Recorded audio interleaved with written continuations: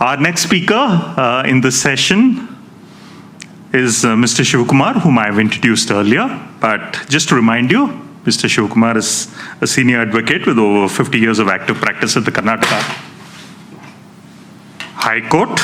He's also a theatre person, has acted and directed plays in English, and acted in Hindi and Kannada TV serials. He's a mentor to Silver Talkies and, more importantly, member of the Silver Talkies Club. I give you Mr. Shiv Kumar. Hi, good evening. A lot of familiar faces here, and that feels good. I do not have a presentation to make because a lawyer rarely makes a presentation. He simply argues, and that too when he gets his due fees. All right.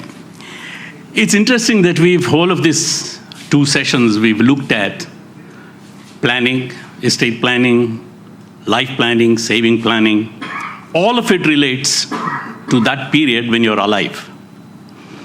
My subject begins after you die. It's a very morbid subject. Whatever you may have done in terms of your savings, in terms of making retirement plans, in ensuring that your money has grown, your corpus has grown, it'll make very little difference to you unless you want it to about what happens to it after you die.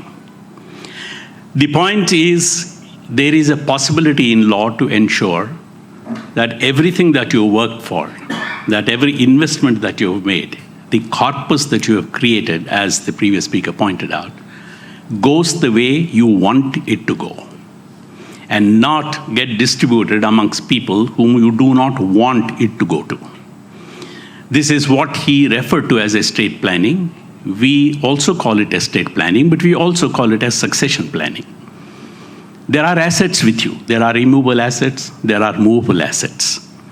All that we have talked about today are movable assets. We are talking of money, money, and money. That is because the law controls very clearly what happens to real estate or immovable assets after your death. The gray area lies in these financial instruments, the investments that you may have made. The only suggestion that I can make to you, to take a cue from our previous speaker, he has advised you to plan for retirement. We as lawyers ask you to plan for retirement from life itself. This talks about until you retire at 60 or 65. I'm saying plan for your exit from the world. That's going to happen someday or the other. There are multiple options open to you under the law. And as he mentioned to you, one of the first things that you need to think about, whether you do it or not is a different matter. But what you need to think about is creating what we call a testamentary instrument, which is a will. It is not a great task to make a will.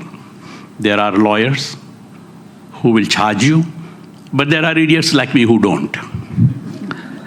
And having been a member of Silver Talkies, we have done lots of workshops on will writing for people who are members of Silver Talkies. So the first suggestion I give you, or the first recommendation I make to every senior citizen is, please make your will. And do not wait until you turn 86 or 90 to make that instrument, to make that document. As our previous speaker pointed out, when do you start retirement planning? From day one. Similarly, start thinking about about making a will from day one. There is a very stupid belief that we have in this country. And that belief is that if you make a will, you will die tomorrow. I don't know how many of you have heard this. It's Kannadadalli ಹೇಳ್ತೀವಿ ನಾವು. In fact, in Kannada, I don't know how many of you know Kannada, but it's a very respectable term in English. It's called a will. In Kannada, it's called a Marana Shasana. So the word itself denotes death. Let's not worry about these nomenclatures. You need to think about how and what should I do with the property that I may legitimately or illegitimately make. That's your choice. We don't sit in judgment over how you made your money, or whether you made an investment out of black money or white money, not my concern. But the concern is, what would you want that money to whom would you want it to go to? Would you want it to go to a nephew or a niece who has married outside his caste, and therefore you want to disinherit that person from your estate? Or would you want it to give it to some old age home which has looked after you? Or would you want to give it to a helper who has stood by you? I don't mean the wife, I mean a caretaker other than your wife or your spouse. These are issues that you need to think about. Because if you do not think about it, the law will take care of those assets and give it to people whom you did not have in your radar at all. And this is what we in law call testate succession and intestate succession. When you make a will, it is called testate succession, which gives you absolute power to determine to whom and in what proportions my assets will go to. Intestate succession refers to the fact where the law takes over. It may go to your brother, it may go to your sister, it may go to your sister's children, your nephews, and so on and so forth, whom you may not want to give it to. So what applies, or rather, what is the will applicable to? It applies to both movable and immovable properties. It applies to bank deposits. It applies even to those cases where you have made nominations in your investments. The nominations do not supersede a will. You may have made your children the nominee in your deposits or your investments, but that is not what the law wants. The law wants you to make a will because the provisions of a will supersede that of the nomination. These are very basic fundamentals that we require to understand. Even before you make an investment, there has been a pitch for making investments in instruments and so on. Go ahead, make it, but also remember that merely making a nomination in those instruments does not take away the right of the other heirs, your children, etc., to claim a share in that. That can be taken care of only by your making a will. So let us not get complacent. Let us not become susceptible to the belief that a will is made only by people who are above the age of 80. No. The moment you acquire an asset, make a will. You acquire another asset, make another will or make an amendment to the will. But remember that your departure from this world is not dependent upon your making or not making a will. It is independently operational. So, much rather than giving you lots of theoretical information on this subject, I had told Nidhi that we will convert this into a Q&A, because adult learning, andragogy as we call it, adults learn only through experiential learning. They will learn what they want to, when they want to, how they want to. This is one of the problems with andragogy when we train people. It can't be a top-down model to adults. So I will stop by saying that do not become a part of the 86%. He referred to 86% of the people who don't plan. I'm saying 86% who do not make a will. Please get into that category who will make a will and determine to whom your assets should go. There are multiple ways of ensuring how your assets get distributed. It could be a trust, it could be a private trust, it could be whatever. There are multiple options which we will give you if you are asked the right questions today. So I will stop at this and utilize the time that the MC has given me for questions from your side.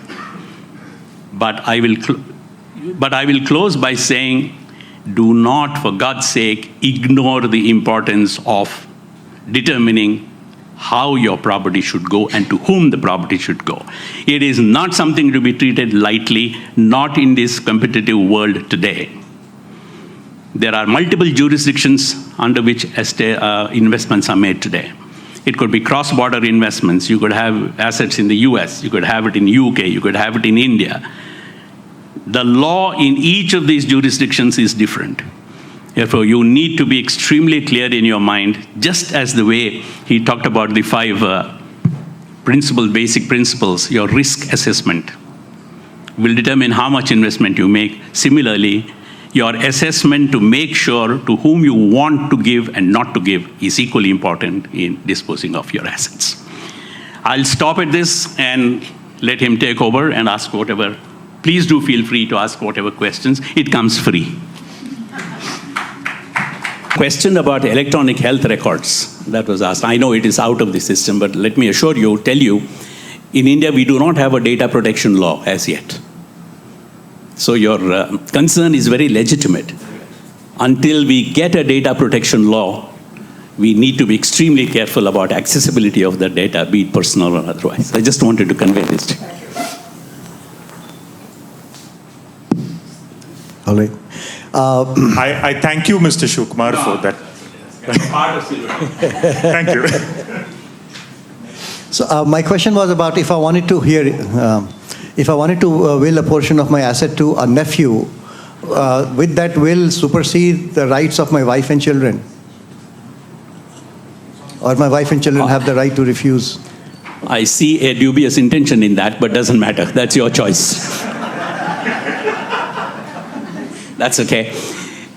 Yes, if you do make a will, you can give it to your nephew to the exclusion of your wife. But the law now says, give some reason why you're excluding your wife. Normal practice, the law recognizes that the assets go to the wife and the children, the family. But if you're excluding one of them, then somewhere in the will we suggest you add a line why you're excluding that. Alternately, to put it positively, why it is going to your nephew. But certainly the law allows you to exclude your wife or wives, as the case may be, and give it to your niece. So it may not be challenged after I die that, No, why was that money is a given? different question. That's what I mean. If your wife chooses to challenge it because you have ignored her during your married life or otherwise, well, she has a right. But the validity of a will can be challenged on very limited grounds. What the will requires you to be in a state of mind, namely a sound state of body and mind when you make the will. And that you have not done it under compulsion or under force.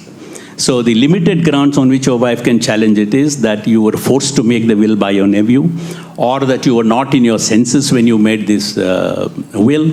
Apart from that, there are no other grounds on which it can be challenged. She can't complain that though I lived with him for 40 years, he has ignored me. That may not hold good.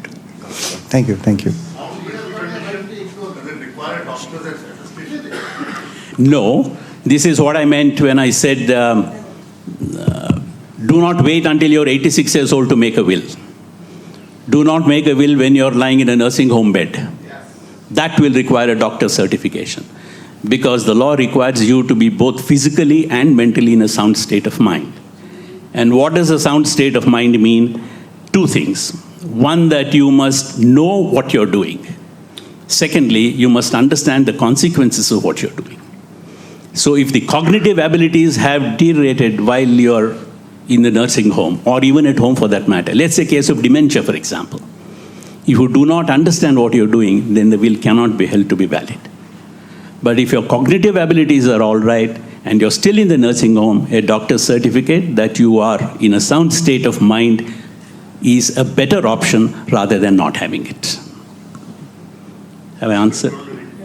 If a person is on mental medication for some psychiatric problem, would that say he is not somebody who That is a very, very big question, because the entire issue of mental health has now been redefined. Mental illness itself has been redefined under the Mental Health Care Act of 2007. There is no stigma attached to mental illness today. Therefore, if you can establish that at the time the will was made, he was capable of understanding what he did, then the existence of a mental illness does not come in the way. The whole scheme of the Act, mental illness now, is to integrate into mainstream society and no stigma to be attached. Therefore, unless you can show that he really did not know what he was signing or what he was doing or she was doing, mental illness by itself is not a bar. In fact, a lunatic can also make a will at a time when he is in what we call his lucid periods.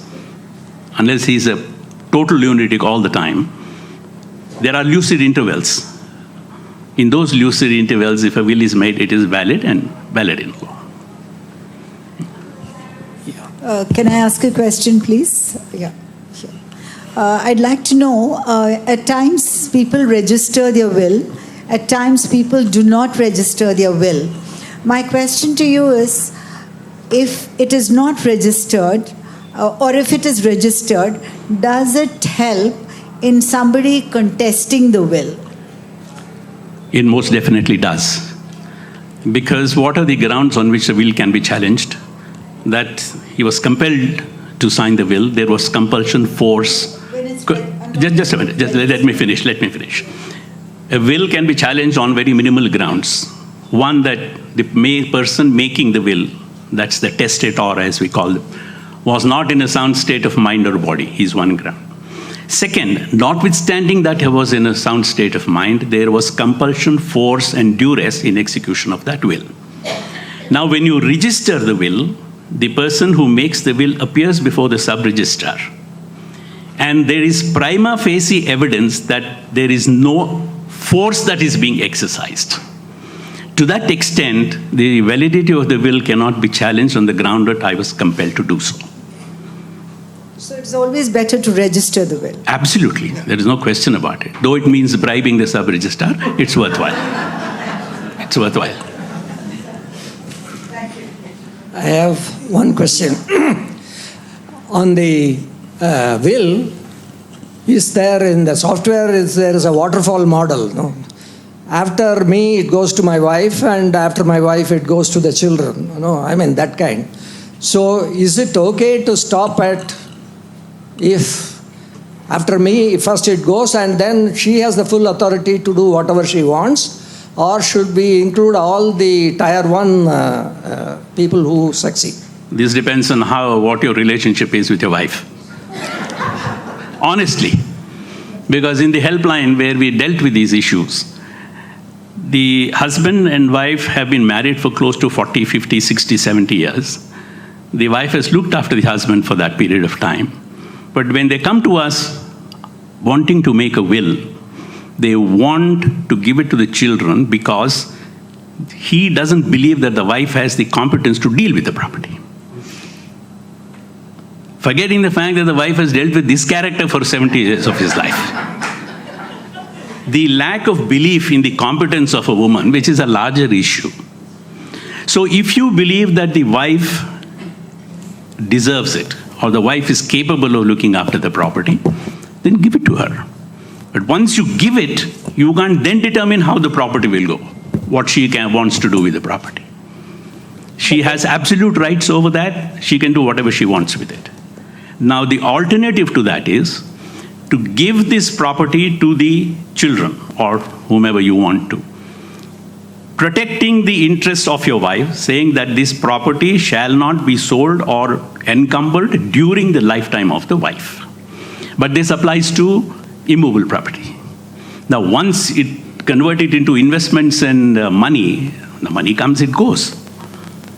But you do have a choice of skipping the wife and giving it to the ultimate beneficiary, ensuring that the wife is provided for. Have I answered your question at all? Yeah. Right. But I thought the Succession Act, does it not supersede the will? No. That's why I said testate succession and intestate. If it is a case of intestate succession, that is where a person dies without making a will, then the law automatically steps in. But you can prevent the operation of the law by making a will. So what's your view on joint will? On? Joint will. There is something known as a mutual will. You're probably talking of mutual will, yes. Where the husband gives everything to the wife gives everything to the husband. It's permissible. It's permissible? Permissible. That perhaps is one of the best options available. That is for you to decide. As he pointed out, the investment risk, this is the wife risk versus world risk. That's for you to decide. No, my question was similar to whether the will has to be registered or not registered. So I will like to ask Mr. Arora another question about investments. Of course, it might be a little too specific, but what is your take on systematic withdrawal plans? So, interesting asset class and interesting category of products. Really depends on See, every investment that you make has to be with an objective, right? There are many people who do a lot of mutual fund SIPs in multiple folios without really having an objective. And that I am doing this for what, I am doing this for what, and I am doing this for what. And therefore, whenever there is a need for funds, the first thing that they do is go and break the SIP. But that's not really planning. That is just being random about it. You have surplus cash, somebody comes and tells you, boss, put in SIP, this will give you good money. You take that money and put in SIP without really having an objective behind it. So systematic withdrawal plans really work for you when you've put in money in an SIP or in an instrument which allows SWP with an objective. Now, what could be these objectives?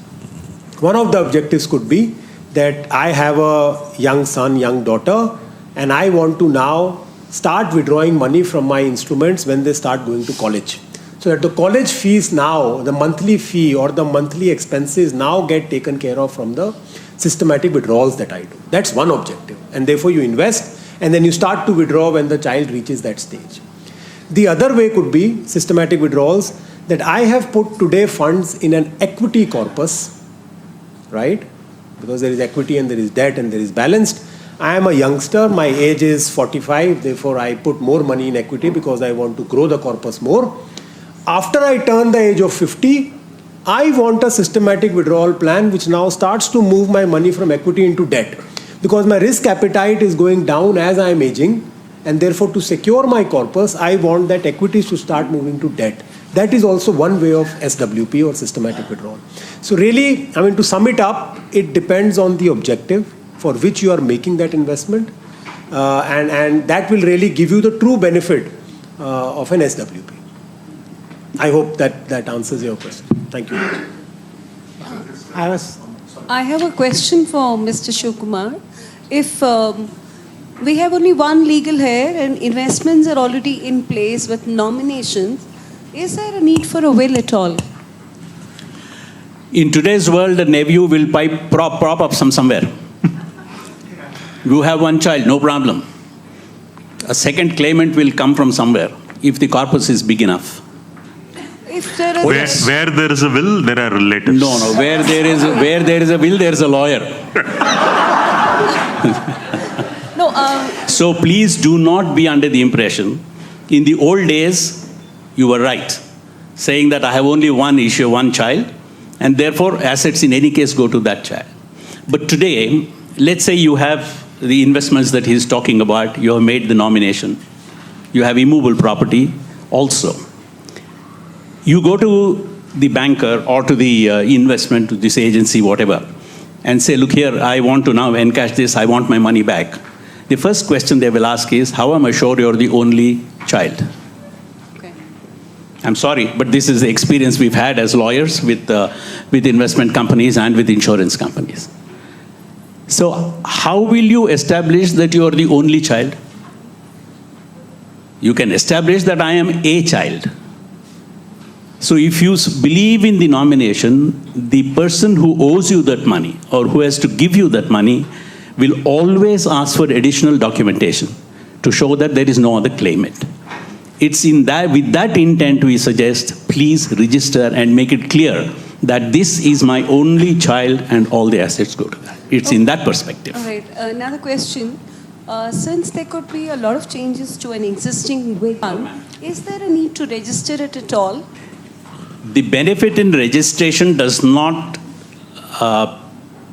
preclude you from making changes. You can make as many changes as you want, either through a codicil, what we is known as a codicil, or through creating new wills. In fact, you have time, you can make a new will every day. There is no issue. The last one in chronological order will be the one that will apply. All right. But if you have registered one will, and any amendments will also have to be through a registered instrument.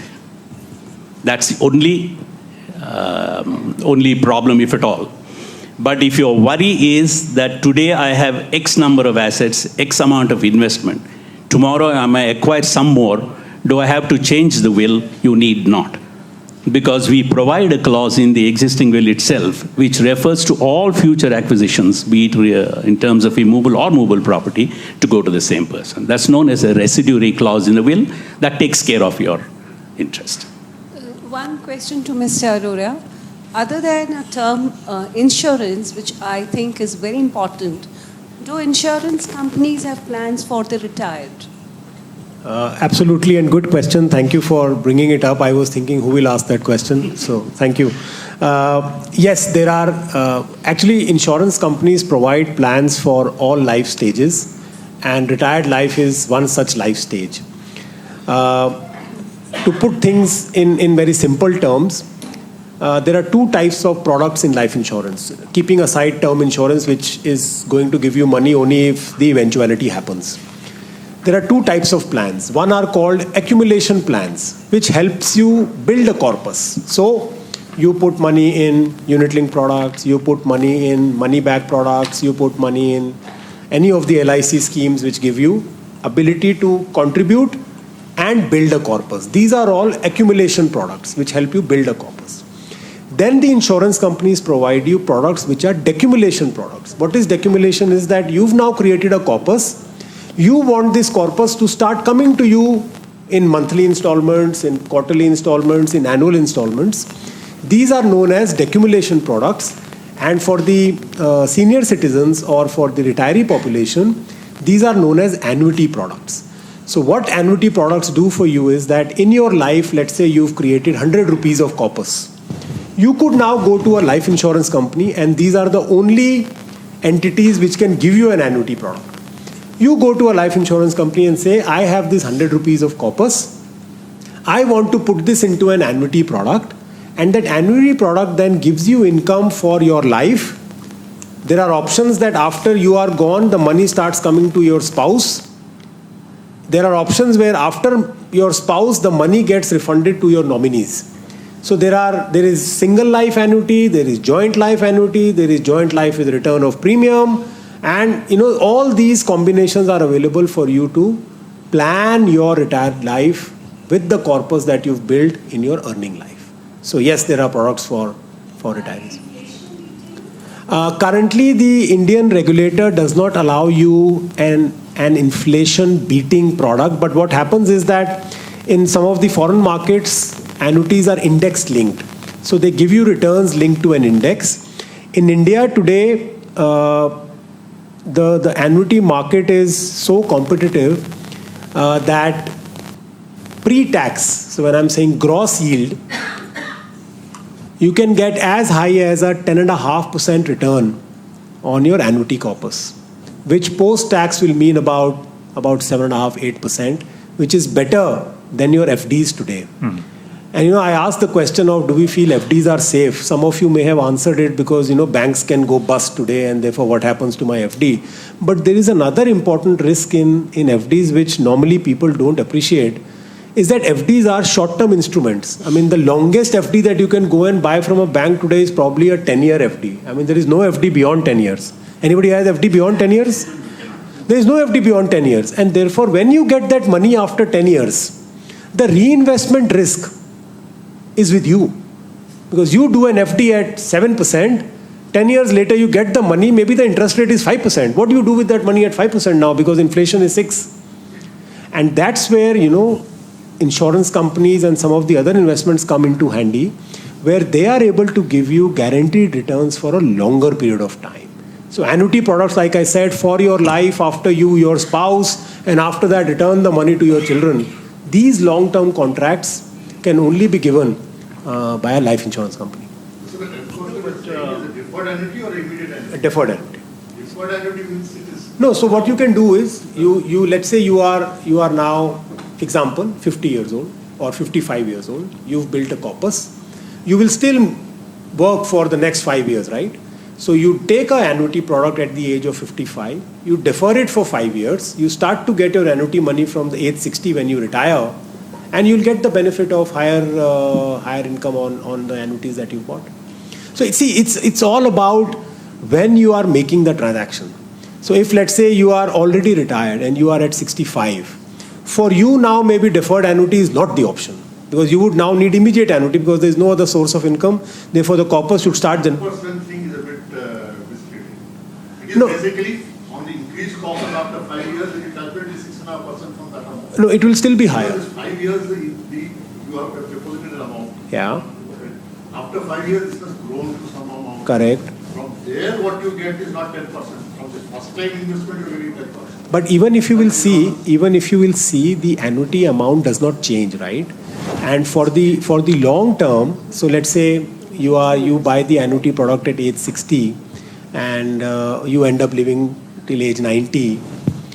The corpus that you've given and the annuity amount actually does not change.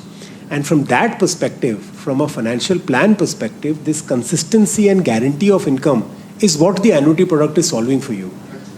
And that's the benefit really. The benefit is not 10 or 8 or 7 or 6 or 5 because annuity rates can fluctuate. But the real benefit is this long-term guarantee no other financial product in the country can offer. We'll take one last question. Yes. What does the law have to say about a childless couple who die intestate without leaving a will? So there is a movable property, movable property and money in the bank. What does the law say about that? Both of them, they die without leaving a will. They die simultaneously? No, one after the other. No, because the law is different when there is simultaneous one after deaths. the other. One after the other. So if one dies, Yeah. the law of succession will apply. It will go to the other person. Yeah, to the spouse. And after, The other person can make a will. but they haven't made a will. Well, in which case it goes to the siblings. That person's brothers, sisters' children, and so on. See, the Hindu Succession Act talks about 3 classes of heirs. Class 1, Class 2, and Class 3. The first one are the direct heirs. Class 2 talks about these siblings and uncles. The third one are the altu-faltu types who I'm sorry, but who get it because there's nobody else to take kind of thing. And the final one is the government. It gets it. But if there are a childless couple, both can together make a will, giving it to whomever they want. Or if one dies without making a will, it goes to the other spouse. That other spouse also does not make a will, then it gets distributed to the brothers' children, and so on and so forth. And that the will and the maker of the will cannot coexist. Yeah, correct. Either the maker dies, then the will gets life. Until the person dies, the will has no life. It's a dead document. And if heaven forbid both should die together, I mean... Well, then it depends on whether you made a will or not. If 2 people, husband and wife, have not made a will and they die simultaneously, then it is intestate succession. The law will take over. Law will take over. To give you two inputs into this. The concept of simultaneous deaths is a live concept in law.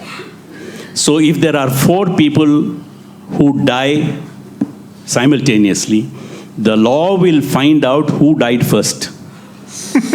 Yes, it may be half a minute, it may be 1 minute, it may be 2 minutes later. Because if the husband has died first, then the law of succession takes over. If the wife has died first, then the heirs become different. So the time and the sequence of death become very, very relevant in law. Because of this, some of the high net worth individuals do not travel together on the same flight. They do not want simultaneous deaths. Sounds like a good plot for a book. If any of you are thinking of writing one as a second career. Maybe your next book. Okay, thank you, gentlemen.